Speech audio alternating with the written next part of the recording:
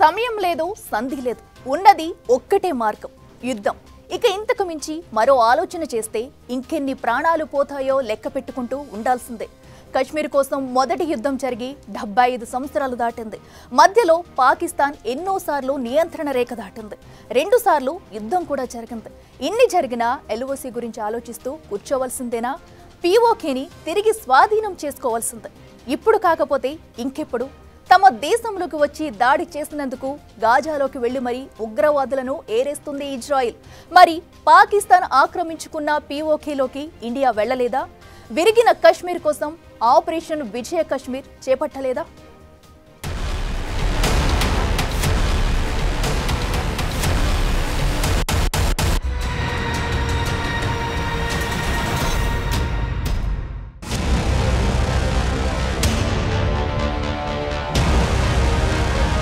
కాశ్మీర్ వ్యవహారం final stage కు చేరుకోబోతుందా? పరిస్థితులు చూస్తుంటే అలాగే కనిపిస్తుంది. త్వరలోనే పాక్ ఆక్రమిత కాశ్మీర్ తో సహా కాశ్మీర్ అంశంలో పాకిస్తాన్ కు భారత్ బుద్ధి చెప్పే తరుణం ఆసన్నమైంది. ఎందుకంటే ఎంతో కాలంగా భారతీయుల గుండెల్లో రగులుతున్న మంట ఇది. మన భూభాగాన్ని మనం స్వాధీనం చేసుకోలేని పరిస్థితి ఎందుకొచ్చిందో తెలియని ప్రశ్న ఇది. ప్రపంచంలో 2 యుద్ధాలు సరిగ్గా ఇదే కారణం కోసం జరుగుతున్నాయి. హమాస్ ఉగ్రవాదులు ఇజ్రాయెల్లోకి వచ్చి దాడి చేసినందుకు గాజాలోకి వెళ్లి మరి ఉగ్రవాదులను ఏరివేస్తున్న ఇజ్రాయెల్ రష్యాకు వ్యతిరేకంగా ఉక్రెయిన్ చేస్తున్న వ్యూహాలను తిప్పికొట్టడానికి రష్యా యుద్ధం చేస్తుంది. ఈ యుద్ధాలకు అగ్రరాజ్యం అమెరికా సైతం ఏదో ఒక సైడ్ తీసుకోవాల్సి వచ్చింది. చివరికి యుద్ధం ఎవరు మొదలు పెట్టారో వారికే సపోర్ట్ చేస్తుంది కూడా. ఈ 2 యుద్ధాల్లోనూ స్పష్టంగా కనిపిస్తున్న అంశం తమ సార్వభౌమత్వానికి ప్రమాదం వస్తుందనే భావనే.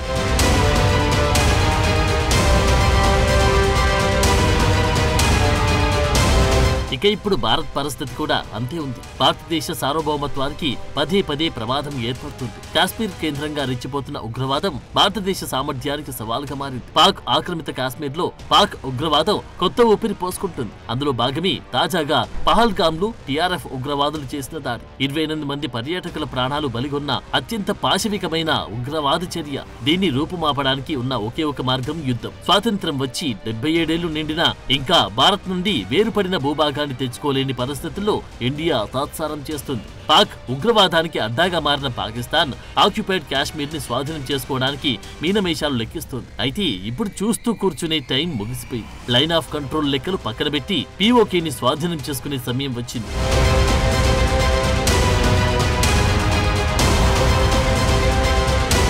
నిజానికి పీఓకే కేంద్రంగా భారత్ ను ఇబ్బంది పెట్టడానికి అంతర్జాతీయ వేదికలను పాకిస్తాన్ ఎక్కువగా ఉపయోగిస్తుంది. కాశ్మీర్ అంశాన్ని శాంతి చర్చలతో పరిష్కరించాలని పాక్ ప్రధాని ఇటీవల భారత్ కు పిలుపునిచ్చారు. కాశ్మీర్ అంశంలో ఇప్పుడు భారత్ ఆలోచన ఏంటి అనేది తెలుసుకోవాలని అనుకుంటున్నారు ఏమో గానీ పాక్ ప్రధాని వ్యాఖ్యల తర్వాత భారత విదేశాంగ మంత్రి ఎస్ జయశంకర్ లండన్ లో కార్యక్రమానికి అటెండ్ అవ్వగా అక్కడ ఒక పాకిస్తాన్ జర్నలిస్ట్ మంత్రి జయశంకర్ ని ఉద్దేశించి ప్రశ్న అడిగారు.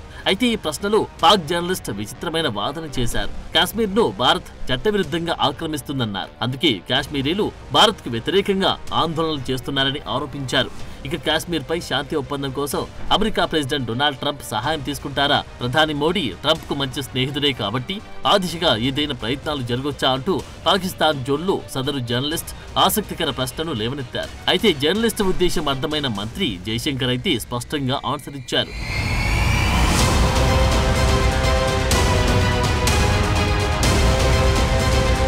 లండన్ కు చెందిన థింక్ ట్యాంక్ చాథమ్ హౌస్ లో జరిగిన ఈ కార్యక్రమంలో కాశ్మీర్ సమస్యకు పరిష్కారం ఏంటనే అంశంలో మంత్రి జయశంకర్ టిట్ ఫర్ టాట్ లా సమాధానమిచ్చారు. భారత ప్రభుత్వం ఇప్పటి వరకు కాశ్మీర్ విషయంలో చాలా మంచి పనులు చేసిందన్నారు. అయితే కాశ్మీర్ లో ఇప్పటికీ చాలా సమస్యలు పరిష్కరించామని తెలిపారు. అందులో మొదటి అడుగు ఆర్టికల్ 370ని తొలగించామని, కాశ్మీర్ లో వృద్ధి, ఆర్థిక కార్యకలాపాలు, సామాజిక న్యాయాన్ని పునరుద్ధరించడం రెండవ అడుగని, భారీగా పెరిగిన ఓటింగ్ తో ఇటీవల ఎన్నికలు నిర్వహించడం మూడవ అడుగన్నారు. ఇక చట్టవిరుద్ధంగా పాకిస్తాన్ ఆక్రమించిన కాశ్మీర్ లోని దొంగలించిన భాగాన్ని భారతదేశానికి తిరిగిచ్చిన తర్వాత కాశ్మీర్ సమస్య పరిష్కరించబడినట్లే అని జయశంకర్ స్పష్టం చేశారు. దీనికోసమే అంతా ఎదురు చూస్తున్నారని, పీఓకే భారత్ ఆధీనంలోకి వచ్చేస్తే కాశ్మీర్ సమస్య పరిష్కారమైనట్లేనన్నారు. అయితే పీఓకే భారత ఆధీనంలోకి ఎప్పుడొస్తుందనేది ఇప్పుడు $1 బిలియన్ ప్రశ్నగా మారింది. పాకిస్తాన్ ఆక్రమిత కాశ్మీర్ గురించి గతంలో భారత్ కూడా పలుమార్లు స్పందించింది. ప్రధాని మోడీతో సహా కేంద్ర హోంమంత్రి అమిత్ షా, పలువురు బడా నేతలు పీఓకే భారతదేశంలో భాగమని, భారత్ దాన్ని తీసుకొని తీరుతుందన్నారు. జమ్మూ కాశ్మీర్, లడఖ్ కేంద్రపాలిత ప్రాంతాలకు సంబంధించిన భారత భూభాగాన్ని పాకిస్తాన్ అక్రమంగా ఆక్రమించుకోవడం మాత్రమే కాశ్మీర్ అంశంలో పరిష్కరించాల్సిన ఏకైక సమస్య అని భారత్ పలు సందర్భాలు చెప్పింది. జమ్మూ కాశ్మీర్లోని దాదాపు 78,000 చదరపు కిలోమీటర్ల భారత భూభాగాన్ని పాకిస్తాన్ అక్రమంగా ఆక్రమించుకుందన్న మాటను పదే పదే చెబుతుంది. 1994 పార్లమెంట్ తీర్మానం కూడా ఏకగ్రీవంగా ఆమోదించారు. ఇందులో భారత వైఖరి స్పష్టంగా తెలియజేశారు. జమ్మూ కాశ్మీర్, లడఖ్ సంబంధించినంత వరకు మొత్తం భూభాగం భారతదేశంలో అంతర్భాగంగా ఉండేవి, ఉన్నాయి, ఉంటాయి అని పేర్కొన్నారు. అలాగే పాకిస్తాన్ చట్టవిరుద్ధంగా బలవంతంగా ఆక్రమించుకున్న అన్ని ప్రాంతాలను వెంటనే ఖాళీ చేయాలని ఈ తీర్మానం పిలుపునిచ్చింది.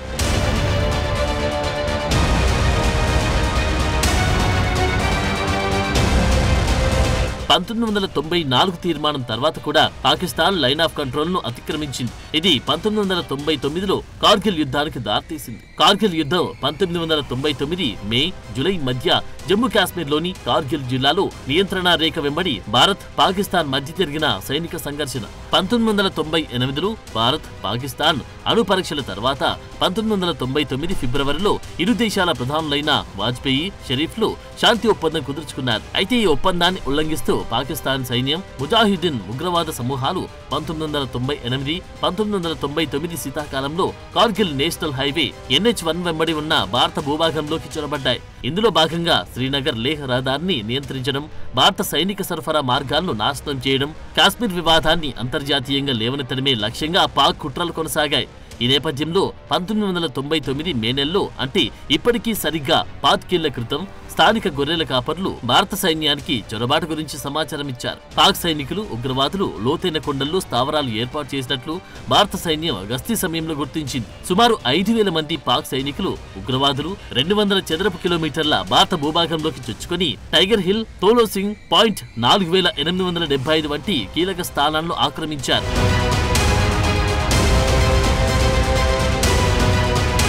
ఇక పాక్ చొరబాటుకు స్పందనగా భారత్ ఆపరేషన్ విజయ్ ను ప్రారంభించింది. 30,000 మంది భారత సైనికులతో చొరబాటుదారులను తరిమికొట్టేందుకు భారీ ఆపరేషన్ చేపట్టింది. శీతాకాలంలో పాక్ సైనికులు బాగా బలపడ్డారు. భారత సైన్యానికి ఆకస్మిక దాడి, సరఫరా సమస్యలు ఎదురయ్యాయి. అయినప్పటికీ భారత వైమానిక దళం ఆపరేషన్ సఫేద్ సాగర్ లో భాగంగా MiG-27, మిరాజ్ 2000 యుద్ధ విమానాలతో బాంబు దాడులు చేసింది. అయితే ఇప్పుడు భారత్ చేసిన తప్పు LOC దాటకుండా దాడులు నిర్వహించడమే. అదే టైంలో మొత్తం POKని స్వాధీనం చేసుకోవాల్సింది. కానీ అలా జరగలేదు. 1999 జూన్లో భారత సైన్యం తోలోలింగ్ వద్ద తొలి విజయం సాధించింది. ఇక జూలైలో టైగర్ హిల్ వద్ద జరిగిన భీకర యుద్ధం తర్వాత కార్గిల్ స్వాధీనమైంది.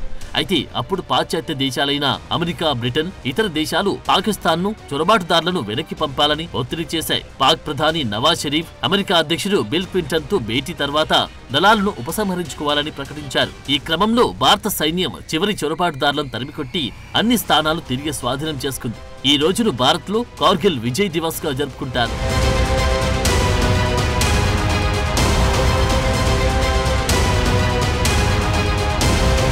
కాశ్మీర్ వివాదంలో కార్గిల్ యుద్ధం ఒక ముఖ్య ఘట్టంగా నిలువగా అది భారత్ పాక్ సంబంధాలు మరింత దిగజార్చింది. కార్గిల్ యుద్ధం తర్వాత భారత్ సరిహద్దు రక్షణ, గస్తీ, ఇంటెలిజెన్స్ వ్యవస్థలు బలోపేతం చేసింది. భారత సైన్యం ధైర్యానికి, సాహసానికి దేశవ్యాప్తంగా ప్రశంసలందాయి. ఈ యుద్ధం ఆధునిక యుద్ధ చరిత్రలో ఎత్తైన ప్రాంతంలో జరిగిన అరుదైన సంఘర్షణలో ఒకటిగా నిలిచింది. అయితే ఇప్పుడు కూడా ఆ సమయం వచ్చింది. కార్గిల్ యుద్ధం తర్వాత పాక్ తన కుట్రల రూపం మార్చింది. LOC దగ్గర ప్రత్యక్ష చర్యలకు దిగకుండా కాశ్మీర్లో ఉగ్రవాదాన్ని ఉసిగొలుపుతోంది. లష్కర్-ఎ-తోయిబా వంటి ఉగ్రవాద సంస్థలతో చేయి కలిపి తాజాగా పహల్గాంలో దాడికి దిగిన TRF వంటి కొత్త సంస్థలను సృష్టిస్తూ భారత్ ను అస్థిరపరచడానికి ప్లాన్లు గీస్తోంది. ఇప్పుడు వీటన్నిటిని అడ్డుకోవాలంటే కనిపిస్తున్న మార్గం ఒకటి: పాక్ ఆక్రమిత కాశ్మీర్ ను తిరిగి భారత్ స్వాధీనం చేసుకోవడం. లేకపోతే కార్గిల్ యుద్ధం తర్వాత ఉగ్రవాద దాడుల్లో ఇప్పటి వరకు 25,000 మంది పౌరులు, భద్రతా సిబ్బంది ప్రాణాలు కోల్పోయారు. ఇది ఇలాగే కొనసాగితే ఇంకెన్ని వేల మంది ఉగ్రదాడుల్లో బలి కావాల్సి వస్తుందో.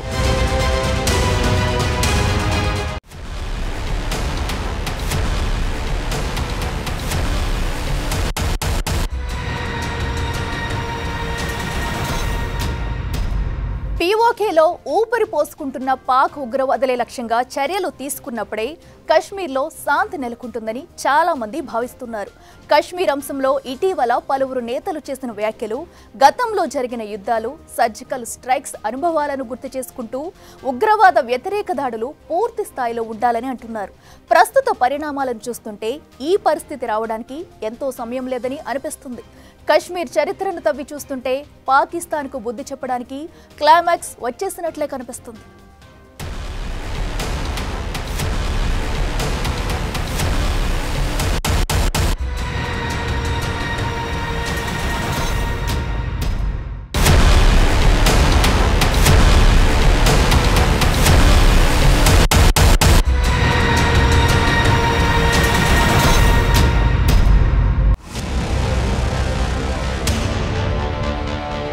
పాకిస్తాన్ ఆక్రమిత కాశ్మీర్ భారతదేశంలో భాగమని పీఓకే భారతదేశానికి తిరిగి వచ్చేలా చర్యలు తీసుకోవడానికి ప్రతి భారతీయ రాజకీయ పార్టీ కట్టుబడి ఉంది. పీఓకే గురించి భారత పార్లమెంట్ తీర్మానమే దీనికి నిదర్శనం. ఇక ఆగస్టు 2019లో కాశ్మీర్లో ఆర్టికల్ 370 రద్దు, పాకిస్తాన్ ఆక్రమిత కాశ్మీర్ సమస్య గురించి యావత్ భారతదేశం చర్చించింది.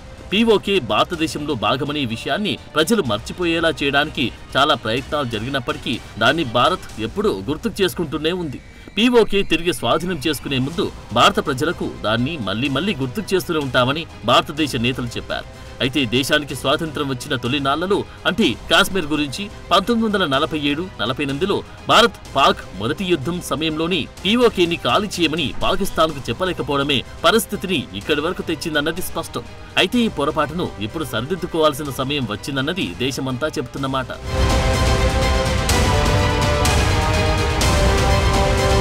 స్వతంత్ర భారతదేశం నుండి విడిపోయి స్వతంత్ర దేశంగా ఏర్పడిందే పాకిస్తాన్. 1947 భారత విభజన తర్వాత కాశ్మీర్ లాంటి మిగిలిన రాజ్యాలకు భారత్లో ఉండాలా, పాకిస్తాన్లో చేరాలి అనే ఎంపిక ఎదురైంది. అయితే జమ్మూ కాశ్మీర్ రాజ్యం నాడు హిందూ రాజైన మహారాజా హరిసింగ్ నేతృత్వంలో ముస్లిం బహుళ జనాభాతో ఉంది. హరిసింగ్ మొదట స్వాతంత్ర్యం కోరుకున్నారు, కానీ చివరికి రెండు దేశాలతో స్టాన్ స్టీల్ ఒప్పందం కుదుర్చుకున్నారు. అయితే 1947 అక్టోబర్లో పాకిస్తాన్ మద్దతు గల లష్కర్ అనే పష్టూన్ గిరిజన దళాలు కాశ్మీర్లోకి చొరబడ్డారు. శ్రీనగర్ వైపు ముందుకు సాగాయి. ఇది పాకిస్తాన్ ఆపరేషన్ గుల్మార్గ్ లో భాగంగా ఉంది. గిరిజన దాడులతో ఒత్తిడికి గురై మహారాజా హరిసింగ్ అక్టోబర్ 26, 1947న భారత్లో చేరడానికి ఇన్స్ట్రుమెంట్ ఆఫ్ ఆక్సిజన్ పై సంతకం చేశారు. భారత సైన్యం శ్రీనగర్ లో దిగిన తర్వాత మారువేషంలో మొదట గిరిజన దళాలుగా, తర్వాత బహిరంగంగానే పాకిస్తాన్ సైన్యం యుద్ధం ప్రారంభించింది. అయితే ఈ యుద్ధంలో భారత సైన్యం శ్రీనగర్, బార్హముల్లా, ఉరి ప్రాంతాలను తిరిగి స్వాధీనం చేసుకుంది. కానీ పాక్ మద్దతు దళాలు పశ్చిమ కాశ్మీర్లో బలం చూపించాయి. 1948 మధ్యలో యుద్ధం తీవ్రతరమైంది. ముజఫరాబాద్, మీర్పూర్, గిల్గిట్, బాల్టిస్తాన్ ప్రాంతాలను పాకిస్తాన్ నియంత్రించింది. లడక్, కార్గిల్, జోజిలా పాస్ను భారత్ సురక్షితంగా కాపాడింది.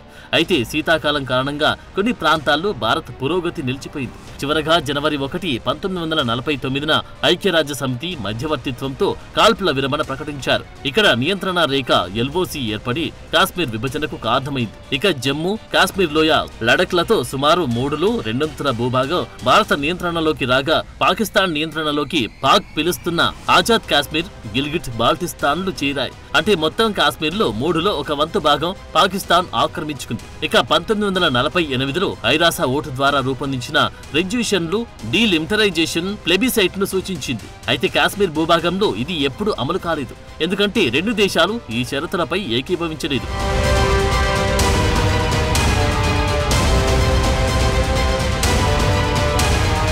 అయితే ఇప్పుడు భారతదేశం ముందున్న కాశ్మీర్ సవాల్లో పీఓకేని తిరిగి స్వాధీనం చేసుకోవడం మొదటి దశ కాగా, ప్రస్తుతం చైనా నియంత్రణలో ఉన్న లడక్ భూభాగాన్ని కూడా తిరిగి స్వాధీనం చేసుకోవాల్సిన అవసరం ఉంది. అయితే కాశ్మీర్ వ్యవహారంలో భారత్ పాక్ యుద్ధం మరోసారి అనివార్యమవుతుందని మోడీ ప్రభుత్వానికి ముందుగానే తెలుసు.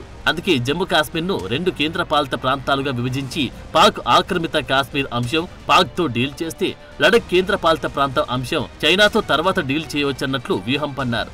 అయితే ఇప్పుడు అత్యంత ఆవశ్యకంగా తీసుకోవాల్సిన నిర్ణయం పీఓకేను ఎప్పుడు స్వాధీనం చేసుకుంటారనే దానిపై ఆధారపడి ఉంది. 2016లో జరిగిన ఉరి దాడులకు, 2019లో జరిగిన పుల్వామా దాడులకు కూడా పీఓకే కేంద్రంగా మారింది. 2 దాడులు జైషే మహమ్మద్ ఉగ్రవాద సంస్థ చేసింది. అయితే ఇక్కడ ఉగ్రవాదులు వాడిన ఆయుధాలపై పాకిస్తాన్ గుర్తులుండడమే ఈ కుట్రల వెనుక పాక్ హస్తముందనడానికి నిదర్శనంగా ఉంది. అయితే ఉరి దాడులకు ప్రతిస్పందనగా భారత్ పీఓకేలోని ఉగ్రవాద లాంచ్ ప్యాడ్లపై సర్జికల్ స్ట్రైక్లు నిర్వహించింది. అలాగే పుల్వామా దాడికి ప్రతిస్పందనగా బాలాకోట్ ఎయిర్ స్ట్రైక్ నిర్వహించింది. ఇలా ఏదో ఒక పెద్ద సంఘటన భారీ ప్రాణనష్టాల తర్వాత తక్షణ ప్రతిస్పందనలు తప్ప పూర్తి స్థాయిలో సమస్యను పరిష్కరించకపోవడమే ఇప్పుడు పహల్గామ్ లాంటి దాడులకు మళ్లీ కారణమవుతూనే ఉంది.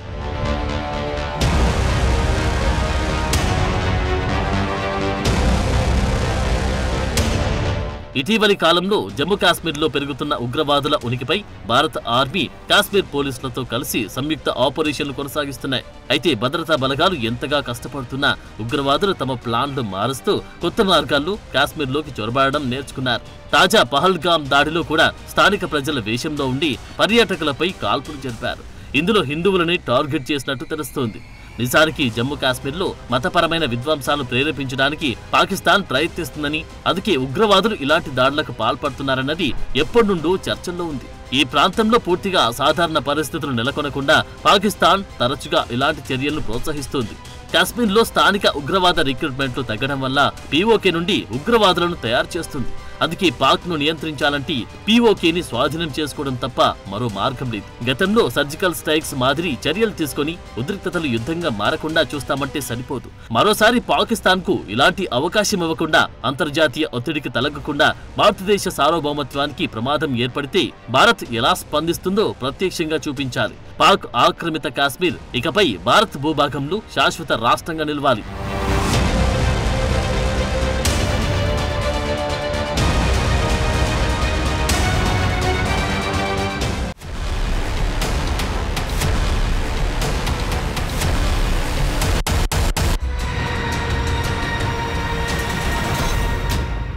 మాటలు చెప్పినంత మాత్రాన దొంగ బుద్ధి మారదు. కాబట్టి పాక్కు యుద్ధంతో పాటు నేర్పడం తప్ప మరో మార్గం లేదు. అందుకే పీఓకేని తిరిగి స్వాధీనం చేసుకుంటామని మాటలతో కాకుండా కశ్మీర్ కథకు క్లైమాక్స్ ఇవ్వాల్సిందన్నది యావత్ భారత్ మాట. మరి ప్రధాని మోడీ ప్రభుత్వం ఇప్పటికైనా ఈ లాస్ట్ డెసిషన్ తీసుకుంటుందో లేదో చూడాలి. For more videos like this, subscribe Big TV channel.